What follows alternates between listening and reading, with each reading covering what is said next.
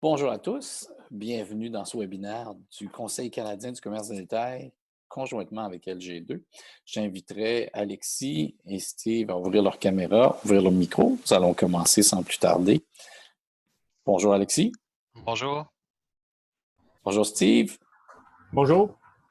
Donc, j'invite tout le monde, je leur dis bienvenue à ce webinaire Hacker la relance. On a beaucoup aimé le titre, on a beaucoup joué avec le titre, mais c'est vraiment Hacker la relance avec Alexis Robin, qui est un associé chez LG2. Et nous allons avoir Steve Woody, qui est un entrepreneur qu'on va utiliser un petit peu comme exemple tout à l'heure sur des choses extraordinaires qui ont été faites dans son industrie. Sans plus tarder, Capucine, la prochaine, je vais vous parler rapidement du Conseil canadien. Pour ceux qui ne sont pas familiers, nous sommes la voix des détaillants depuis 1963. Peu importe qu'ils soient internationaux, régionaux, nationaux, de grandes distributions, de spécialités ou petits ou en ligne, la majorité des détaillants, presque 75 de tout ce qui est dépensé au commerce de détail, sont membres au CCCD, qui est le Conseil canadien. Nous avons 6 bureaux à travers le Canada pour servir nos membres. Nous avons 3 piliers clés sur lesquels nous nous concentrons. La prochaine slide, s'il te plaît, Capucine, qui est, dans le fond, la fierté, la reconnaissance du milieu, ainsi que... Oh, il y a quelqu'un qui a du bruit. Je leur demanderais peut-être de se mettre sur sourdine. Puis, l'autre, évidemment, ce sont les relations gouvernementales, qui est la concentration principale du Conseil canadien. On a 10 secteurs clés dans les relations gouvernementales sur lesquelles nous nous concentrons, que ce soit les paiements de cartes de crédit, l'emploi, l'épicerie, santé, bien-être, salaire minimum, finances, taxes, étiquetage, opérations à magasin, tarifs douaniers. Évidemment, c'est la roulette de notre concentration au niveau des relations gouvernementales. Donc, sans plus tarder, je vous donne quelques directives pour la gestion du webinaire. Vous avez au bas de votre écran une petite boîte qui dit questions-réponses ou Q&A, dépendant si vous êtes en anglais ou en français. Pour nous poser des questions, rentrez vos questions dans cette section-là. Vous avez juste à cliquer, vous allez avoir une petite boîte, mettez vos questions dedans. Alexis va présenter, on va parler avec Steve un petit peu après, puis on a un certain temps pour répondre à vos questions. Donc, n'hésitez pas, rentrez vos questions dans la section questions-réponses. Vous avez aussi une chat, un endroit de chat ou un dialogue en ligne. Si vous avez des commentaires à nous faire, vous voulez nous partager de l'information, n'hésitez pas à rentrer sur le chat et partager vos informations. Mais rentrez pas vos questions dans le chat. S'il vous plaît, rentrez-les dans le Q&A ou questions et réponses. Et puis, écoutez, sans plus tarder, hacker la relance, des solutions créatives pour une réalité changeante. Alexis, je te laisse prendre le contrôle de la présentation. C'est parti. Est-ce que vous voyez bien mon écran? Oui. Excellent. Je vais mettre en full screen et voilà, c'est parti. Alors, merci beaucoup pour l'invitation. Merci à vous qui êtes là aujourd'hui. Dans le contexte actuel, avec les annonces des derniers jours, chaque minute, chaque seconde compte dans le détail. Donc, j'apprécie que vous preniez le temps d'écouter ce que j'ai à dire aujourd'hui. Je vais m'efforcer de rendre ça le plus intéressant possible. Donc, pour ceux qui se posent des questions par rapport au titre de la conférence, je vais tout de suite vous rassurer. Je ne suis pas là pour vous dire d'offrir une boutique sur le dark web, de vous lancer dans l'hameçonnage ou d'infiltrer les serveurs de vos concurrents. C'est pas du tout l'esprit de la présentation. C'est vraiment partager des idées créatives pour pouvoir rebondir. Et chez LG2, on regarde la crise à travers plusieurs lentilles depuis ses débuts. Je vais dire il y a quelques semaines, j'ai de vous dire des années tellement ça semble long. Évidemment, on a une équipe en stratégie qui fait une veille en continu des tendances. On a fait un partenariat avec Léger pour une étude en 3 temps sur l'impact de la crise sur les comportements des consommateurs. Donc, on va partager une deuxième vague prochainement. C'est sûr qu'on aide beaucoup de clients à traverser le pendant, mais on les aide aussi à réimaginer l'après. Et qu'il s'agisse de publicité, qu'il s'agisse de branding, de packaging, de lieu de vente, d'expérience numérique, de marque employeur, on sent un réel désir de se réinventer. Puis, j'ai le goût de dire désir, oui, un besoin, mais un réel désir de se réinventer, de voir la crise pas juste comme un vent de face, mais comme un vent d'eau qui peut nous pousser à accélérer le changement. Par contre, ce qu'on sent aussi, ben c'est un sentiment d'urgence. OK? Et je vous apprends absolument rien. Pour se réinventer, ben, il faut d'abord passer au travers de la crise. Et ça, ben, ça exige des solutions créatives, ça exige des hacks, justement, comme c'est comme ça qu'on voulait les appeler. On est en train de réaliser qu'on peut accomplir des plus grandes choses qu'on le pensait avec du duct tape et des tie wraps. Et c'est un petit peu de ce dont je veux parler aujourd'hui. Donc, j'ai pas la prétention d'être le remède miracle à tous les problèmes que vous avez, mais si ne serait-ce qu'une des idées que je partage avec vous aujourd'hui peut germer dans votre esprit, peut vous apporter un petit peu de lumière, d'inspiration, j'aurais réussi ma mission. Donc, on se lance. La première question que je veux poser, c'est ici, on transformait les citrons en limonade, qui est un vieil adage. Clairement, on vit une période bizarre, et bizarre est un euphémisme. Et on est dans un environnement, surtout en retail, qui est extrêmement anxiogène. Vous le vivez au quotidien, vos clients le vivent, on sent la tension monter d'un cran, on sent l'anxiété chez certaines personnes. Mais ce qui est important de rappeler aussi, c'est qu'on vit, oui, une période anxiogène, mais tout ça est un environnement qui est transitoire. On est dans le temporaire, on est dans des équipements, dans des mesures de fortune, chose à laquelle on n'est pas habitué dans notre société occidentale. Mais il est fort à parier, et ça va, et la vitesse à laquelle va se faire peut être discutée, mais le besoin, lui, je pense, est indiscutable. On va passer justement de setup temporaire à des choses plus permanentes, que ce soit au niveau de la sanitation, que ce soit au niveau euh, des marquages sur le plancher, qui vont passer du duct tape à des choses un petit peu plus élégantes, pensées pour le long terme, pour la pérennité. Et ça m'apparaît crucial et ça va probablement jouer un impact dans le facteur anxiogène. Donc, on n'a peut-être pas le goût de croire que ces mesures-là vont rester, mais beaucoup d'entre elles, force est de l'admettre, il faut se rendre à l'évidence, on va les vivre à long terme. Même si l'effet de la crise sanitaire se fait moins sentir, on a tout à gagner à intégrer, puis intégrer de manière pérenne dans le design, dans l'expérience client, ces éléments-là. Un autre élément qu'on va être appelé à repenser, c'est la file d'attente. Et non, je ne suis pas en train de vous dire que c'est le futur design de masque qu'il faut préconiser.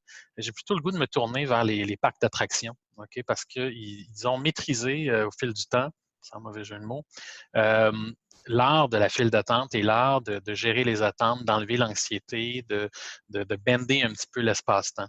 Il y a vraiment une réflexion à avoir sur la file d'attente. L'expérience maintenant commence bien avant l'entrée en magasin et commence au moment où on se met à 6 pieds ou 2 mètres de distance et qu'on attend notre tour. Il y a beaucoup d'inspiration à aller chercher là-dedans. Et je ne suis pas en train de vous dire non plus qu'il faut mettre des clowns dans les files d'attente, même si je dois admettre que j'aurais probablement préféré un clown l'autre jour dans la file d'attente devant l'épicerie à la dame qui n'arrêtait pas de passer comme ça en priant à voix haute pour nos pauvres âmes. C'était un petit peu anxiogène. Euh, mais il y aurait peut-être eu l'opportunité d'avoir quelqu'un, par contre, exemple, nutritionniste, pour partager des conseils ou quelqu'un pour nous préparer à ce qui s'en venait pour l'expérience. Donc, les employés vont avoir un rôle à jouer, pas juste dans la logistique et dans la gestion, mais aussi dans l'animation de ces files d'attente-là qu'il faut revoir, selon moi. L'autre chose, c'est qu'on vit, encore une fois, un environnement qui est temporaire.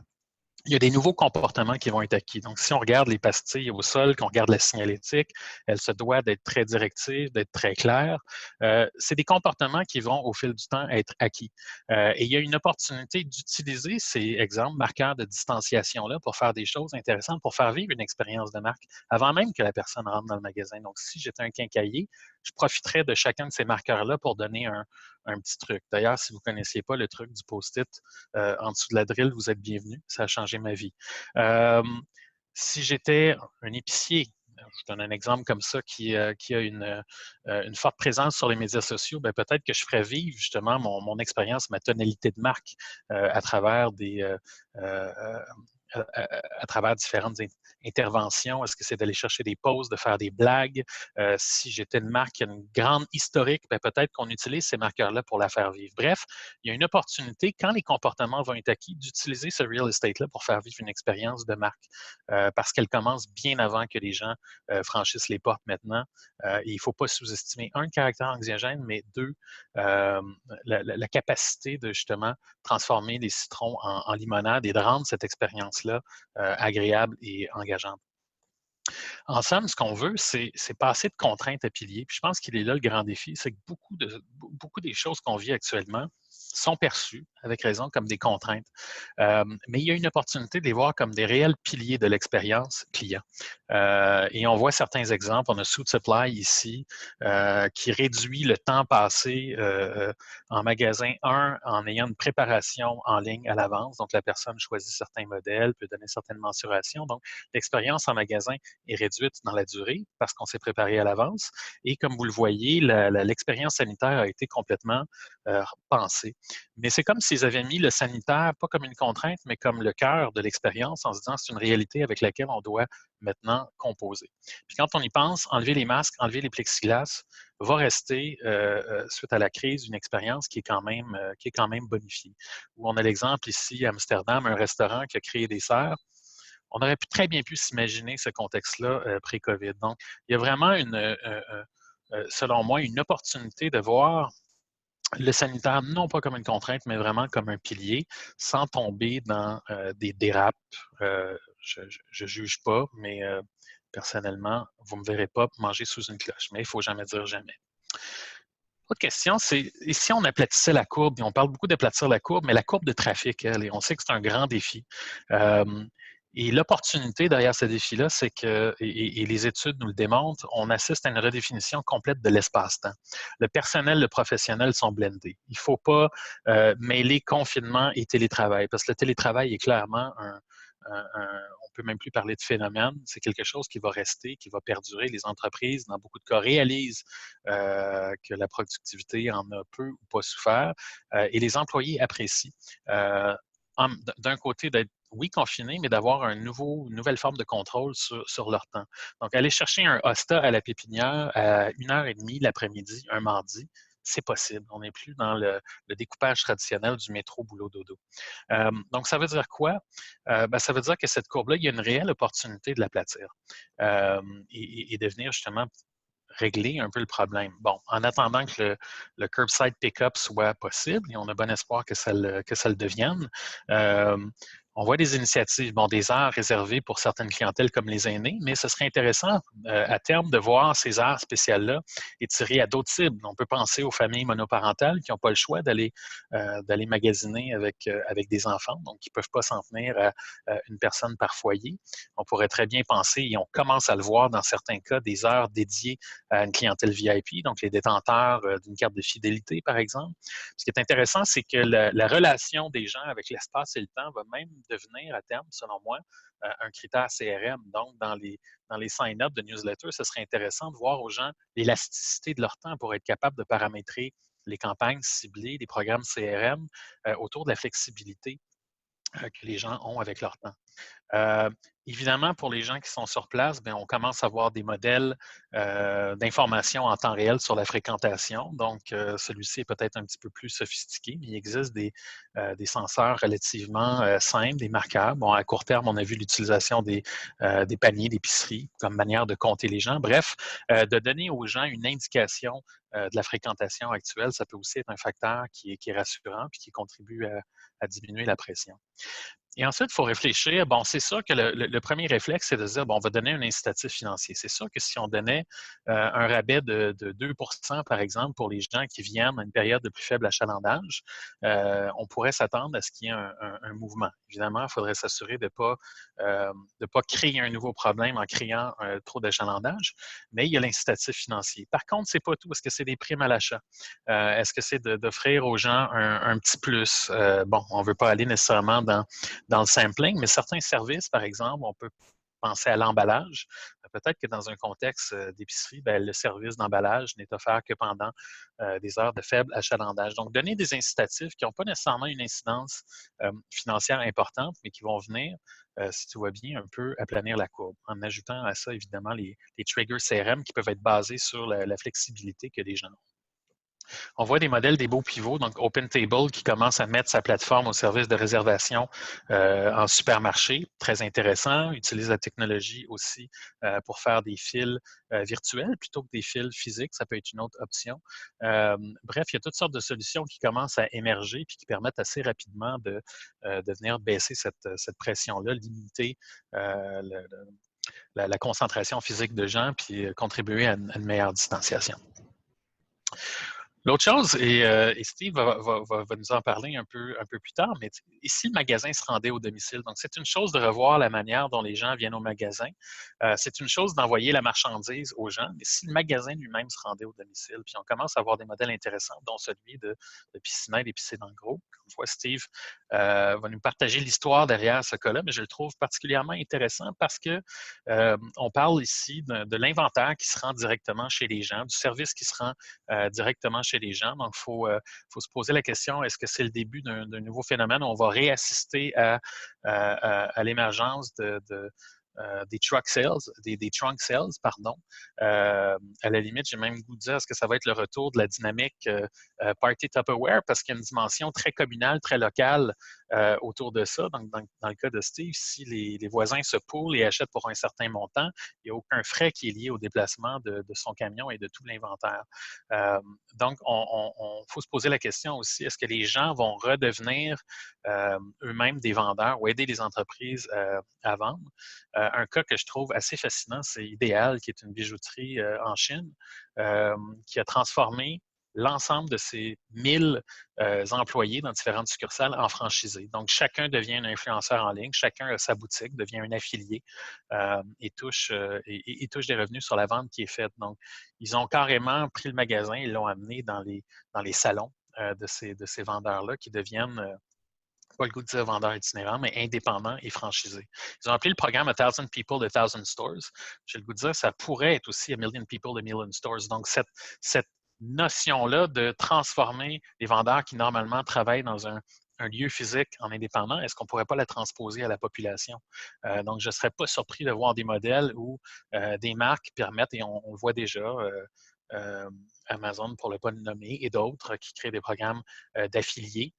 Mais cette notion-là d'affiliation est quelque chose que même des plus petits détaillants, selon moi, gagneraient à explorer. Donc, transformer des power users, transformer des power consumers pas juste en ambassadeurs, mais en affiliés qui peuvent toucher un revenu en générant des ventes, en créant peut-être leur propre boutique en ligne, en faisant des références. Donc, il y a des choses assez intéressantes qui commencent à émerger à ce niveau-là. Une question que j'ai le goût de vous poser, c'est si on repensait à l'intérieur de la boîte. Donc, c'est une chose de penser à l'extérieur, mais la boîte elle-même, le packaging, le packing, la livraison, il y a des opportunités à court terme aussi. Donc, on a vu, puis bon, il y a eu beaucoup de beaux clins d'œil. C'est une compagnie de bière qui nous rappelle de nous laver les mains. On a vu des compagnies de savon faire des tutoriels parce que oui, il fallait qu'on réapprenne comment se laver les mains. Même certaines compagnies, c'est intéressant dans le cosmétique, qui réalisent que on n'a pas juste peur des mains des autres, on a peur de nos propres mains. Il y a quelque chose d'anxiogène maintenant à se toucher. Donc, on a ajouté des petits instruments pour être capable de manipuler, appliquer du maquillage, des cosmétiques sans avoir à se toucher. Donc, il y a toute une réflexion à avoir autour du packaging pour lui aussi le rendre moins anxiogène. Et ça, c'est le packaging, mais le packing aussi et la livraison. Donc, on a vu des beaux cas. Pizza Pizza, qui est un cas connu. Si vous ne pouvez pas vous permettre de réinventer la boîte, bien, je pense qu'un bon vieux autocollant ferait amplement la job, mais il y a des moyens simples pour rassurer les gens. Surtout qu'on s'en va maintenant vers une dynamique où la personne qui livre n'est pas nécessairement la personne qui a produit, pas nécessairement ce même lien. On s'en va de plus en plus vers des third parties pour la livraison. Donc, il faut conserver ce lien de confiance-là, surtout dans le secteur alimentaire, entre la personne qui a préparé la commande et la personne qui le reçoit, même s'il y a un intermédiaire entre les deux. Donc, un bon vieux sticker, un sceau, bref, trouver des manières simples mais créatives de bâtir cette confiance-là. Puis parlant de sticker et de confiance, bien, il y a clairement une opportunité de recréer, encore une fois, ce lien de confiance-là entre celui qui a packé, celui qui reçoit, que ce soit un sticker ordered by Allison. Moi, je rêve du jour où je vais recevoir une boîte avec du tape, avec la face de Kevin marquée, emballée par Kevin, mais tout ça pour dire qu'il y a une confiance à rebâtir autour du packing. On a vu des beaux cas d'utilisation du packaging, du moment de unboxing comme moment de remercier les gens, mais maintenant, il faut penser comment on rassure les gens aussi sur les pratiques sanitaires. Sans dire qu'il faut aller là, il faut aussi falloir se poser des questions sur l'information qui est donnée par rapport aux pratiques sanitaires, encore une fois, pour bâtir la confiance. Donc, on a ici un cas en Chine d'une compagnie de livraison qui vous donne en temps réel la température corporelle du livreur. Donc, ça peut sembler extrême, mais si on ramène ça à son idée la plus simple, ben, c'est d'être transparent sur les pratiques internes. Donc, on sait qu'il y a eu il va continuer d'y avoir des débats sur l'utilisation euh, de caméras thermiques, par exemple. Est-ce que les clients vont vouloir qu'on prenne la température? On peut se poser la question. Par contre, qu'ils soient mis au courant, que les pratiques soient transparentes à l'interne, qu'on sache que la température est prise, pas nécessairement mesurée en temps réel, mais qu'elle est prise de manière quotidienne, d'avoir certains indicateurs. Il faudra même se poser la question comment on la rend publique. Et l'autre phénomène qui vient avec ça, c'est, oui, penser les données biométriques corporelles, c'est aussi penser l'uniforme. Donc, on voit des cas dans le fashion, c'est une catégorie qui est en train de se réveiller. On voit du high-end. Peut-être qu'il va falloir repenser les uniformes, que les uniformes peuvent aussi contribuer à créer une certaine forme de conscience. Donc, encore là, on est dans le temporaire en ce moment, on est dans les équipements de fortune. Quand les masques, quand l'équipement de protection va être réellement intégré aux routines, il y a un potentiel de venir renforcer l'histoire, le storytelling de la marque pour encore une fois passer de l'anxiogène à une expérience client qui est plus durable. Ultimement, ce qu'on veut, c'est être capable de donner aux gens une garantie, un saut, et ça va passer par la divulgation des pratiques, la divulgation de certains indicateurs en temps réel. Je pourrais très bien imaginer un tableau avec les mesures qui ont été prises le matin. On le fait pour les salles de bain avec l'heure auquel elles sont nettoyées. Il va peut-être falloir commencer à publiciser certaines données comme celle-là.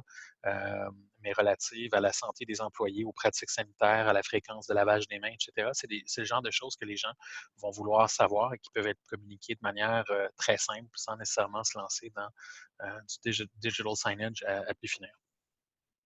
L'autre point, c'est la réduction des espaces. Je suis clairement pas le premier à parler de réduire les espaces. On sait que c'est un souhait chez plusieurs. On sait qu'on s'en va vers dans des environnements qui sont de plus en plus axés vers le showrooming. On a le cas de Fleet Feet qui est intéressant, donc une micro-boutique qui mise davantage sur le conseil, la mesure, le scan 3D des pieds et sur un long tail ou sur un infinite aisle, dans le fond, avec des souliers qui sont livrés dans les 48 heures. Donc, on le sait qu'on s'en va vers de plus en plus de petits espaces qui sont plus axés sur l'expérience de marque avec un fulfillment qui peut se faire autrement par livraison, par pick-up ou autre. Et ça, c'est facile à dire.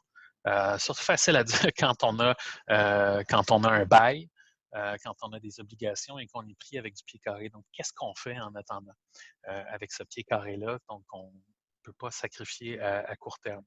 Puis une première réponse, elle ne se situe peut-être pas sur la scène, elle est peut-être dans le backstage. Une des choses qu'on réalise, puis vous allez le voir dans l'étude de Léger, et on l'a déjà vu dans la première vague, l'expérience employée, la marque employeur et l'expérience client sont plus que jamais blendées. On dit souvent, traite tes employés comme tu veux qu'ils traitent tes clients, mais là, traite tes employés comme tu veux que tes clients les traitent.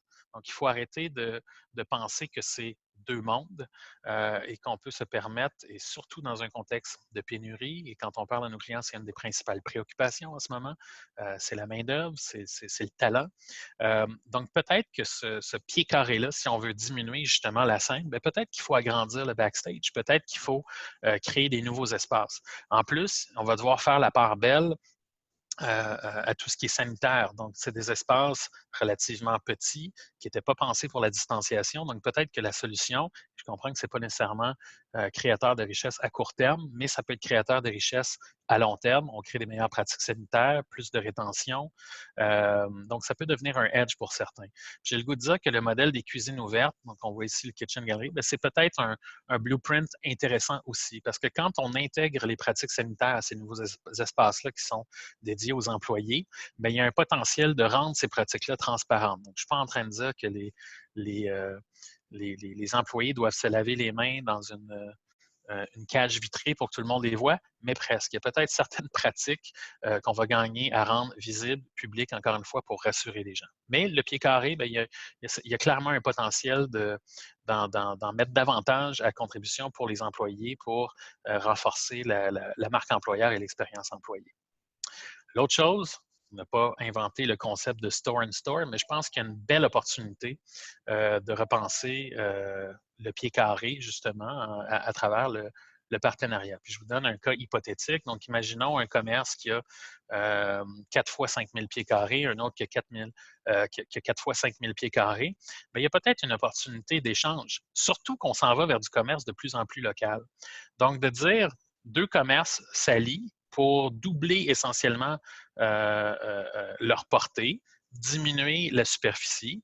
Il y a clairement un potentiel. Donc, si j'étais détaillant aujourd'hui, je me poserais la question, qui est un détaillant complémentaire à qui je pourrais donner de l'espace ou avec qui je pourrais échanger de l'espace? Donc, est-ce que c'est de voir cet espace-là comme 16 fois 2500 pieds carrés? Est-ce que c'est d'ouvrir des pop-up mutuels? Bref, il existe, selon moi, une opportunité de faire des partenariats. On le voit de plus en plus, du store-in-store, du branded brand, pour venir revaloriser ce pied carré-là à très court terme, se donner plus de portée, sachant encore une fois qu'on s'en va vers un commerce de plus en plus local. Les gens vont aimer la proximité, donc pourquoi pas se donner plus de footprint. Et pourquoi pas l'ouvrir, donc ça peut être avec un autre commerce, mais on voit des modèles, ça c'est Neighborhood Shop, je crois, au Texas, qui est un modèle hyper intéressant qui essentiellement crée du pied carré pour des marques DTC qui n'ont pas de présence physique. Donc, on peut très bien mettre cet espace-là dont on dispose justement à la disposition de start-up, à la disposition de marques DTC qui démarrent. Donc, je m'attends, puis on commence à voir de plus en plus de pop-up, boutiques éphémères, mais je m'attends à ce qu'il y ait une belle ébullition à ce niveau-là et qu'on voit des échanges mutuels d'espace en attendant de pouvoir renégocier les bails, les baux, bien évidemment. Une autre question qui se pose, c'est et si on touchait la marchandise en ligne? Puis là, le grand défi. Notre étude démontre avec Léger que 78% des Canadiens vont vouloir continuer à acheter en ligne après la crise. Et il y a beaucoup de gens qui ont fait leur premier achat et la majorité d'entre eux sont satisfaits de l'expérience, malgré les délais de livraison qu'on a connus ces dernières semaines. Donc, c'est une réalité avec laquelle on doit composer. Puis oui, il existe des modèles, on va dire, plus sophistiqués. On peut penser à la réalité augmentée pour être capable de placer un meuble, mais il existe des manières plus simples, que ce soit dans la présentation. Et je pense qu'il va y avoir un grand effort au niveau de la présentation des produits. Donc, on a l'exemple de Casper ici. Qui est probablement un des produits qu'on veut le plus essayer dans la vie avant d'acheter les matelas, mais qui réussissent à travers des découpes, à travers l'utilisation. Ils disent wooden ball just for fun, mais c'est pas just for fun, c'est pour montrer le softness. Donc, il y a vraiment un défi de créer des textures, de créer ça. Il y a cette attente de pouvoir presque toucher, presque sentir. Je posais dans le cadre de la conférence la question à mes équipes, comment je fais pour sentir un parfum en ligne? Et il y a des manières de le faire à travers le visuel, d'évoquer certaines saveurs, certaines odeurs, mais ça va devenir un défi de plus en plus d'avoir des expériences qui sont sensorielles, d'être capable d'aller toucher des textures. Donc, on a l'exemple Allbirds ici. C'est important de comprendre exactement le tissu va ressembler à quoi. Ils vont utiliser des GIFs que je ne peux pas vous montrer dans le format actuel, mais allez le voir, des GIFs pour montrer excusez l'anglicisme, le bounciness des souliers, tout ça. Donc, c'est un défi. D'ailleurs, ce serait intéressant de regarder du côté de B2B. Il y a l'événement Kingpins à Amsterdam, qui est le plus gros trade show de données au monde et qui a déplacé l'essentiel, mais en fait, son activité en ligne. Donc, ça va être intéressant de voir comment un trade show d'un tissu, donc qui est dans le sensoriel, va aller en ligne. Donc, moi, personnellement, c'est quelque chose que je vais regarder de près pour comprendre comment ils utilisent la technologie pour recréer cette proximité-là. Puis des beaux cas, Freytag, par exemple, vous ne pouvez pas voir le GIF ici, mais qui nous fait aussi sentir la texture. Et ça ouvre la porte aussi, le sensoriel, à des nouveaux modèles. Donc, encore Freytag, qui fait des sessions live avec un membre du personnel dans l'atelier, donc un live où les gens peuvent choisir les tissus, décider les liners qu'ils vont avoir. Donc, c'est du sur-mesure et en même temps, c'est du sensoriel parce qu'à travers cette conversation-là, les gens peuvent se rapprocher du produit, le comprendre, échanger dessus. Donc, ça aussi, un beau modèle. Puis toucher, c'est aussi contextualiser les choses. Donc, il y a eu un beau cas récemment, Alma Plante, qui a fait un pop-up sur Instagram avec des quantités très limitées. Donc, un sentiment d'exclusivité, mais une mise en contexte aussi, utilisait les gens, utilisaient le contexte pour pas juste vendre une plante sur fond blanc, mais la mettre réellement en contexte, créer une histoire autour de ce produit-là. Puis encore une fois, un sentiment d'exclusivité, d'urgence qui a permis de liquider quand même une grande quantité d'inventaire en peu de temps. Puis ce que ça me fait dire, c'est qu'en e-com, on a, je pense, surtout parce qu'on s'en va vers du sensoriel. Les gens, dans le fond, oui, migrent vers le e-com, mais transposent leur comportement d'achat qui était brick and mortar vers le numérique. Donc, il y a des attentes, même au niveau du e-com, qui vont se rapprocher davantage de l'expérience qu'on a en brick and mortar. Donc, des sites web transactionnels qui étaient pensés comme des entrepôts avec une image sur fond blanc vont devoir, selon moi, davantage aller vers l'expérientiel, vers la mise en contexte, rendre les produits alléchants. Je crois que ça va devenir une attente et ceux qui font le saut commencent à raconter davantage l'histoire derrière les produits, vont probablement sortir grand gagnant. Puis ça m'amène à un autre point, c'est si on limitait les choix, parce qu'on a toujours vu le e-commerce comme un canal de long tail. De dire, bon, ben mon brick and mortar va focuser sur les blockbusters et j'ai la chance en ligne de pouvoir avoir mon infinite aisle. Je pense qu'on peut le voir à l'inverse, justement parce que les gens ont transposé ou sont en train de transposer des attentes brick and mortar vers le numérique. Oui, il faut continuer pour ceux qui sont capables de le faire, qui ont déjà l'infrastructure à travailler le long tail. Mais il y a un potentiel de revenir aussi à la base. Et surtout pour ceux qui n'ont pas encore fait le saut, qui n'ont pas les deux pieds solidement ancrés dans le e-commerce, plutôt que d'essayer d'accommoder le long tail et le infinite aisle, peut-être de commencer plus petit avec justement les blockbusters. Parce que les gens se tournent de plus en plus vers le numérique pour répondre à des besoins de base. Donc, on a vu PepsiCo qui a lancé Pantry Shop, donc un modèle DTC qui est axé sur les essentiels pour la pantry. Donc, on s'en va vraiment vers le kitting et la simplicité. Donc, on est ici dans un besoin de base. On n'est pas dans le long tail. Au contraire, on est dans un assortiment de choses qui seraient disponibles dans n'importe quelle épicerie, mais qu'on peut aller se procurer pour remplir la pantry au grand plaisir des survivalistes, j'en suis convaincu. Donc, l'alimentaire est le choix évident pour les kits, mais il faut se poser la question, est-ce que le choix est vraiment toujours une bonne chose? On sait, encore une fois, les visites en magasin sont anxiogènes pour certains. Donc, même en magasin, je ne parle pas juste de commerce électronique ici, est-ce qu'il ne faut pas limiter un peu plus les choix? Et c'est ce qui est en train de se faire chez beaucoup de détaillants. Et est-ce qu'il faut aller vers des kits? Est-ce qu'on devrait avoir l'essentiel du jardinage? Est-ce qu'on devrait avoir l'essentiel des produits d'entretien ménager? Est-ce qu'on devrait avoir l'essentiel des produits de soins personnels? Donc, de créer des kits, de créer des assortiments qui font que la personne va passer moins de temps et sortir au PC pour aller vaquer à ses occupations. Donc, il y a une opportunité claire à ce niveau-là. Évidemment, on ne peut pas, ces temps-ci, pas poser la question et si on se soutenait. Donc, on a vu un élan de solidarité, un élan d'achat local et nos études démontrent que certains de ces comportements-là vont perdurer dans le temps. Donc, ce n'est pas juste une situation de crise. On a vu évidemment le panier bleu, d'autres initiatives qui poussaient l'achat local. On a personnellement travaillé sur on se serre les coudes. Mais ce qu'on voit, c'est il y a deux mondes. Il y a le vendu au Québec versus le fait au Québec. Donc, quand on est dans l'alimentaire, ce qu'on sent, c'est qu'il y a un focus très clair sur le fait au Québec. Quand on est en retail et qu'on est hors alimentaire, le vendu au Québec est important. Donc, la provenance des détaillants et la propriété des détaillants est aussi importante que les produits. Mais ce qu'on sent et ce qu'on commence à voir, c'est un shift vers le désir de fait au Québec. Donc, même quand le détaillant, qu'il soit québécois ou non, on sent un désir, même quand on sort de l'alimentaire, d'aller vers le fait au Québec, d'encourager le local. Et ça, il faut parier que c'est une tendance qui va demeurer. Donc, oui, l'alimentaire, puis Aliments du Québec, je veux dire, c'est clair, il y a différentes gradations, ça donne une indication aux clients, mais il faut se poser la question aussi comment on identifie dans le secteur du vêtement, dans le loisir, dans l'ameublement et d'autres. Comment on fait pour l'identifier? Donc, les marques qui vont être capables d'identifier clairement les produits qui sont d'ici versus les produits qui ne le sont pas peu importe leur appartenance ou leur propriété, vont, selon nous, être grandes gagnantes. Et on commence déjà à le voir. On le voit dans le discours, mais ce serait intéressant de le voir dans la signalétique, de le voir dans le lieu de vente.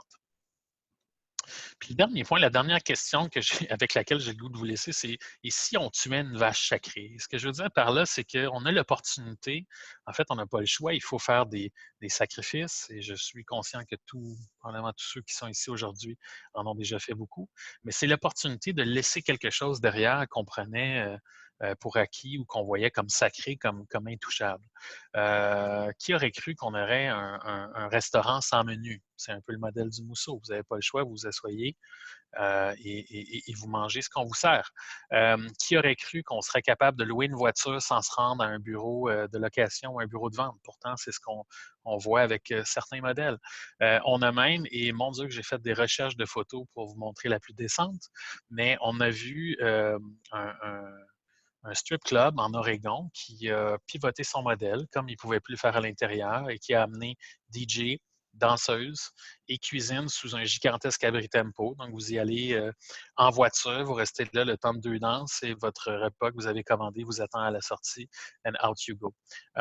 Donc, cette notion de prendre des choses qu'on prenait pour acquis, un resto avec un menu, une voiture avec un bureau de location, un strip club avec, évidemment, entre 4 murs et à l'intérieur. Tout ça, c'est des choses qu'on prenait pour acquis, mais on réalise qu'il y a un potentiel de les laisser aller. Et c'est là-dessus que j'aimerais vous laisser, c'est vous demander quelle vache pourriez-vous sacrifier? Qu'est-ce que vous pourriez laisser? Ultimement, qu'est-ce que vous pourriez hacker pour rebondir? Sans rien enlever au besoin de se réinventer à long terme, mais encore là, il faut trouver des solutions à court terme. Et parlant de solutions à court terme, on va revenir, si vous le voulez bien, à l'exemple de Piscine en gros et Piscine Aide.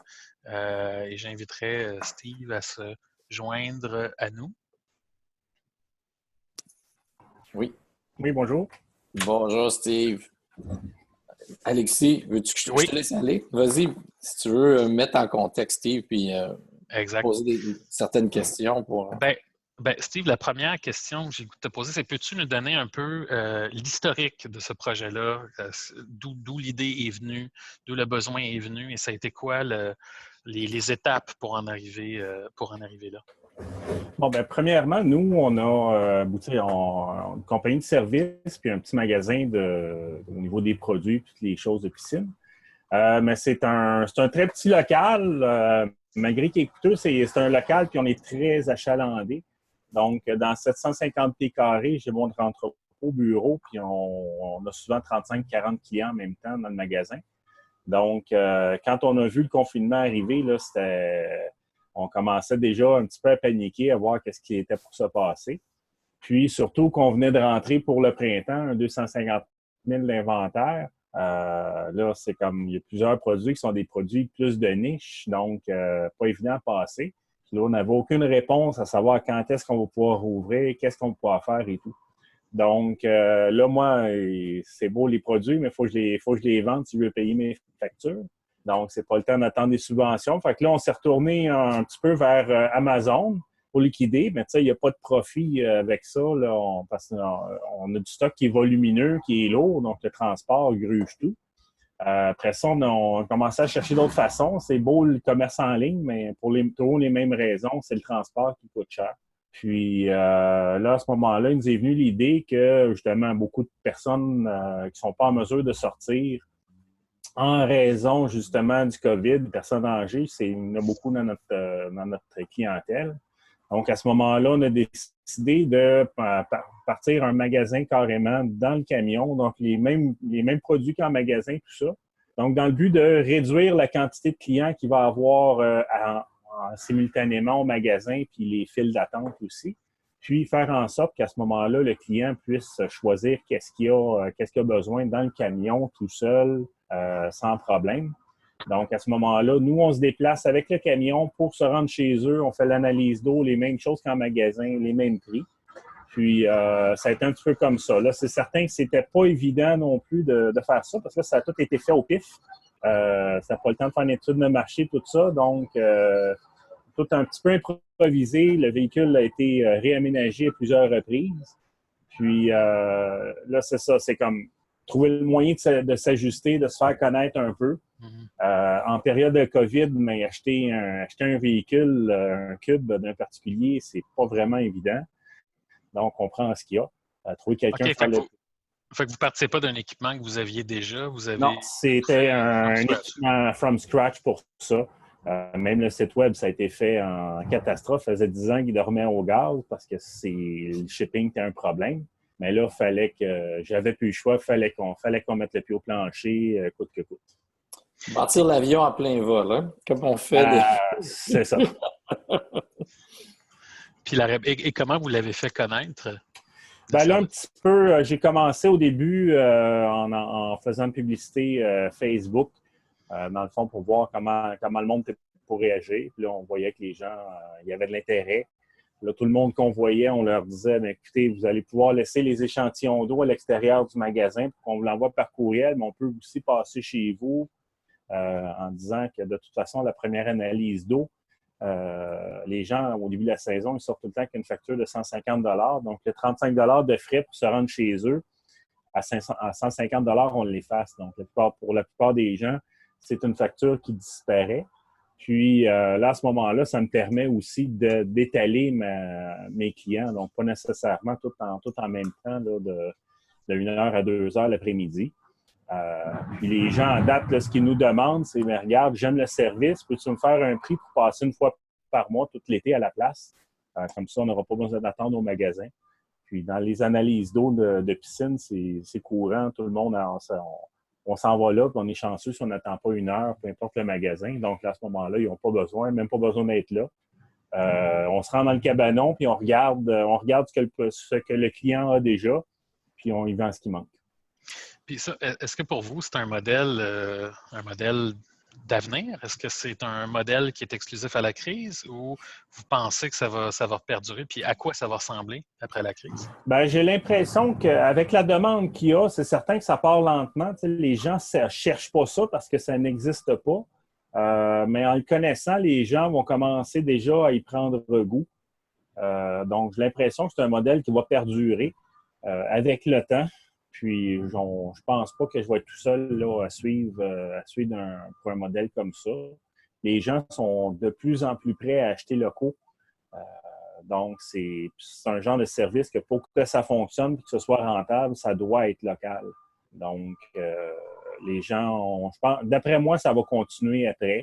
On est prêt à laisser tomber si nécessaire, mais moi, je pense qu'avec la réponse des gens, d'après moi, ça va continuer, puis on va peut-être devoir s'étendre à d'autres secteurs. Là, à ce moment-là, il va être plus facile que d'ouvrir des magasins partout, d'avoir un gérant partout, puis c'est compliqué.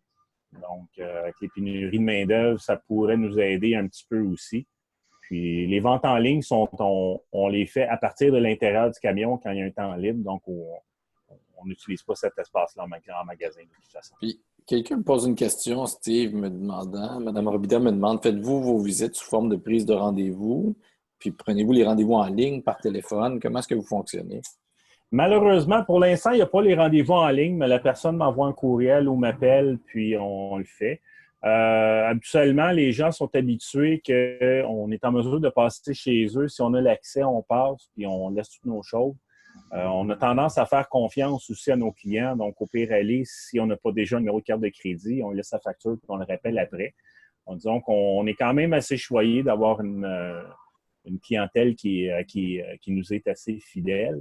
Mais c'est sûr que c'est les prises de rendez-vous en ligne, ces choses-là, c'est quelque chose qui éventuellement, ça va devoir être fait.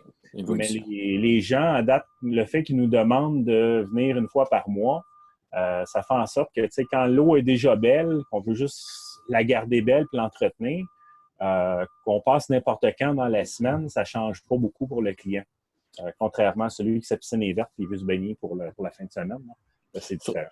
Surtout que les gens vont peut-être profiter un peu plus de leur course cet été, possiblement, en étant en confinement. Oui, les produits de luxe sont plus en demande, justement, parce qu'ils vont rester sur place. Dites-moi, quand on regarde, Alexis, LG2, vous avez une clientèle dans toutes les catégories, que ce soit alimentation, mode et autres détails manufacturiers. C'est quoi les principales préoccupations de vos clients en général? Qu'est-ce qui vous revient comme commentaire? Ben, je ne parlerai pas des revenus, ça c'est clair.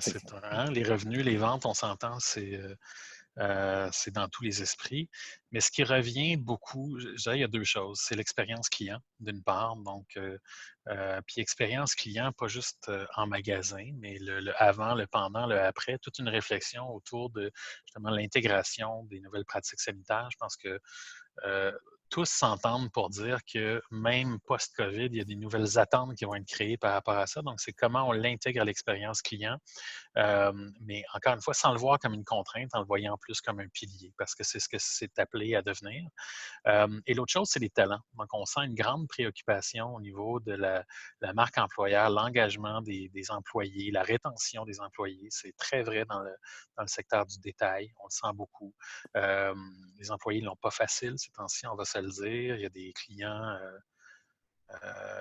L'anxiété amène son lot de défis, de rudesse, d'impolitesse. Donc, il y a des vrais concerns au niveau de l'engagement. Puis encore là, ce que les études nous démontrent, c'est que la manière dont on traite les employés va avoir un impact direct sur les perceptions que le grand public a des entreprises. Donc, je dirais, là, expérience client, talent, c'est pas mal ce qui est sur toutes les lèvres en ce moment. Puis quand on regarde, on a parlé d'exemples un peu partout que vous nous avez donnés à travers votre recherche, à travers vos échanges, mais avez-vous des exemples, des beaux exemples là, de résilience ou de créativité au sein de vos clients que vous pouvez partager, sans nommer le client nécessairement, mais le Oui. principe même? Ben, oui, il y a des choses que je vais garder anonymes, d'autres où ça va me faire plaisir de parler de clients. Mais c'est sûr qu'on a vu, et ceux-là, je ne les nommerai pas, mais on a vu des clients carrément faire un trait à l'encre rouge sur la prochaine saison. Tu sais, ils disent, regarde, oui, on peut, on va continuer de travailler, mais plutôt que de mettre nos énergies à réfléchir aux 3 prochaines semaines, mettons-les donc à réfléchir aux 3 prochains mois ou même aux 3 prochaines années. Donc, on a certains clients pour qui la résilience, ça s'est exprimée, puis bon, certains ont la chance de pouvoir passer cette tempête-là, mais se sont dit, mettons pas nos efforts sur le court terme, mettons-les sur le long terme, sur une réinvention. Plus long terme, il y a citation de Churchill que j'aime bien ramener, qui est Never let a good crisis go to waste. Bien, on sent que certains clients ont pris ça au mot, sont en train de se dire, bon, ben justement, quand la vie te donne des citrons, fais de la limonade, ou comme un client que j'ai eu la chance de côtoyer, que j'aimais beaucoup, disait make chicken salad out of chicken shit. Fait que oui, il y a des clients qui sont dans cette dynamique-là. Sinon, pour en citer quelques-uns, je regarde la cage avec qui on travaille. Ils ont fait un pivot à la vitesse de l'éclair vers la livraison, le pick-up en restaurant. Donc, c'est des choses qui étaient déjà présentes, qui commençaient à faire, mais de là à dire qu'il y avait un tel focus, c'est pas le cas. Donc, ils se sont virés de bord à une vitesse vraiment impressionnante, créer des partenariats aussi avec d'autres pour élargir l'offre à domicile, et il y a d'autres choses excitantes en vue. À ce niveau-là, je regarde un client comme CCM qui a mis son expertise, son réseau au service de la crise en développant et en produisant des masques. Donc ça, c'est assez impressionnant, il faut le saluer. Un détaillant comme Maxi qui a aussi mis beaucoup d'énergie pour mettre de l'avant les produits québécois, donc aller plus loin. Oui, c'est une chose de mettre le logo Aliments du Québec, mais de réellement faire la promotion. Exemple, des items en circulaire qui sont provenance québécoise. Donc, c'est toutes des choses qu'il faut saluer. Donc oui, on sent beaucoup de résilience, de créativité, puis autant chez les plus grands clients que les plus petits. Puis dis-moi, comment est-ce que la communication ou les communications se sont ajustées dans ce que vous voyez? Parce que vous êtes une boîte de pub, de communication, de stratégie, de consultation. Comment est-ce que ça s'est ajusté, ça, avec la crise? Ben, au début, ça a été d'abord les moyens de production du jour au lendemain se sont rétrécis. Donc, pour ceux qui ont vu la campagne On se serre les coudes, on a regroupé 19 de nos clients, tous à propriété québécoise, pour créer un élan de solidarité. Donc, le hashtag On se serre les coudes pour encourager l'achat local. C'est des tournages qui se sont faits avec des téléphones directement chez les clients, par eux-mêmes, par leurs conjoints. Donc, c'est assez fascinant, mais on a quand même réussi J'aime dire, on a fait avec 19 clients une campagne en un mois et même pas, alors que normalement, il y a des clients, on passe 19 mois pour faire une campagne avec eux. Donc, ça a amené une agilité, un besoin d'être rapide, de ne pas perdre de temps, avec des moyens de production qui sont bon, depuis, ça s'est réouvert. On retrouve certains moyens de production qu'on avait, mais il va demeurer une certaine agilité. C'est clair que le message local pour toutes les entreprises qui peuvent le faire, qui peuvent se draper de bleu, c'est clair qu'elles le font, puis c'est appelé à s'intensifier aussi. La simplicité des communications aussi. Quand on est dans un contexte, puis là, je pense beaucoup à tout ce qui est publicité promotionnelle, publicité en lieu de vente. Quand on est dans un contexte anxiogène, il faut être simple.